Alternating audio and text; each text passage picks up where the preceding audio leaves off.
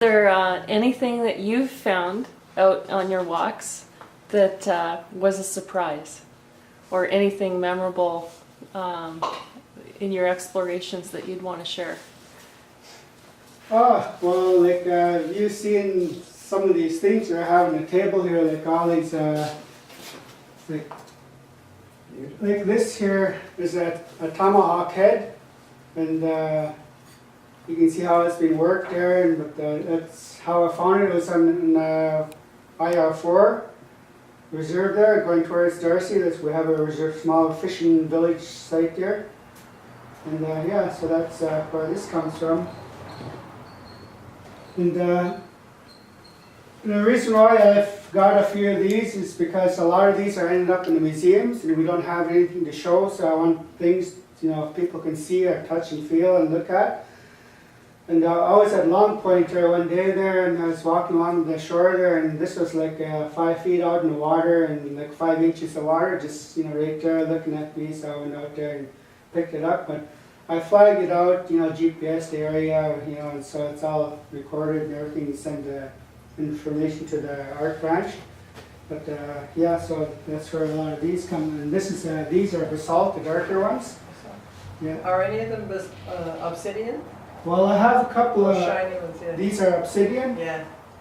and these ones are like homemade, like just made like in the last couple of years. Oh, okay. I made a really good one there, but during our archaeology course there, and they gave us like 10 minutes to make an artifact. Whoa. And so I made one really quick there, and it was the best one out of the class, and he took it, and they wanted to see if we still can do it. Yeah. And make them. And that's that napping they call Yeah, it? fruit napping, yeah.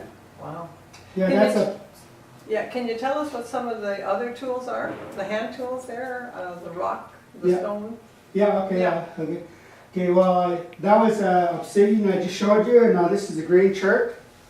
And this is a broken point that just comes from Pemberton Creek here, just right behind SLRD officer.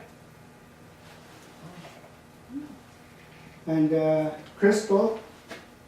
And these crystals, like these are kind of used for drills. There's another drill here. See how people didn't have needles in the old days to make holes in buckskins like that. These are used to drill holes. Yeah.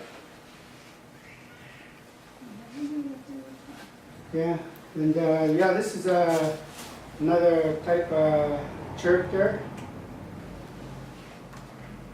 And a lot of, most of these smaller ones here, these points are different sizes, and they have big, small. They're for hunting, birds, animals. When they break. Yeah, yeah. And when the people made the points, they always, you have your last name or something, you have a name. And our people always have different styles, so they recognize who made what. That's how they recognized, they killed a deer, and two of them were fighting over a deer, and they pull out the arrow and you just look at the pointer, and yeah, it's mine. Yeah, so that's like a signature. Yeah. So yeah, so these are just like rocks, and detox. Yeah, yeah. Yeah, so that's, and this is probably one of the old, it's broken, you can see it's broken here, it was right in IR4, right in the road there, and people are driving over it all the time there, and like back then, back in the 70s, even our own people were destroying sites there, and it's, so but they're there anyway, so I just keep picking them up there. And yeah, these are stone hammers. Me and my friend Ernie Tavarge, we still use these stone hammers and bowls, and we make, we'd sit there till 2 or 3 o'clock in the morning making our smudge out of cedar boughs, the dry ones, and sage and all that, and for our sweat lodge for the next day, and we'd be there just grinding away there. Yeah, those are stone hammers.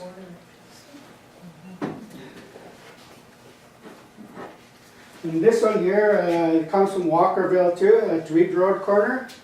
it was just there, and I picked it up, and the way it's shaped, it's, you know, it's like a big gold adze there, and they usually have a piece of stick there tied to it, you know, but it's a adze, a digging adze. Yeah.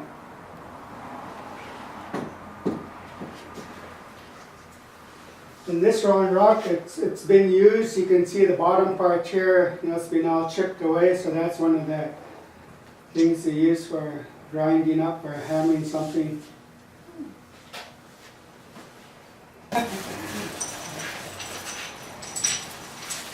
And there's a few other stuff I have here, like there's some pretty rough stuff here, and you know, I'd really love to get a date for these, but I think this is like where the thumb fits here. I think it's used like a knife or something, because it was by an old fishing station there. Yeah. So there's a bunch of... Oh, and here's that conch I was telling you about. There's the conch that my dad was telling. This is a small one there, but if you break it open, you see it all, how red it gets there. And so that's one of the Indian paints that our people use. Very good. They mix it with bear grease. Bear grease. Yeah. But nowadays you got all kinds of grease you can use. And that was in the old days, you know, bear grease was the most important, or even the goat grease was good. Yeah.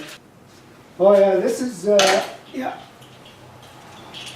Well, see, when I go, I do a lot of cultural stuff, like in the 2010 Olympics, I've used this there, and a lot of things are very powerful, and they come from different people. And there's the deer toes, there's the deer hooves.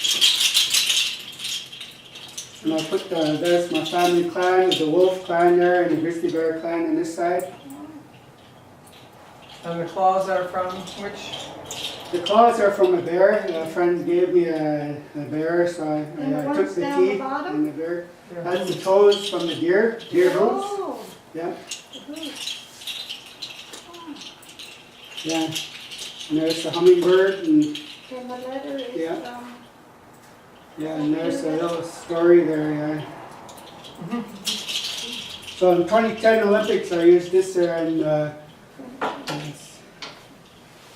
and I also, like in my drums here, I've been using a lot of the pictograph design so I can re-educate the people, and people kind of like what I'm doing. And this here is resembles like the tears of the earth. There's like a rainbow and the raindrops coming down there, and I split the fish and all the different, describing the hunters, the animals that we use.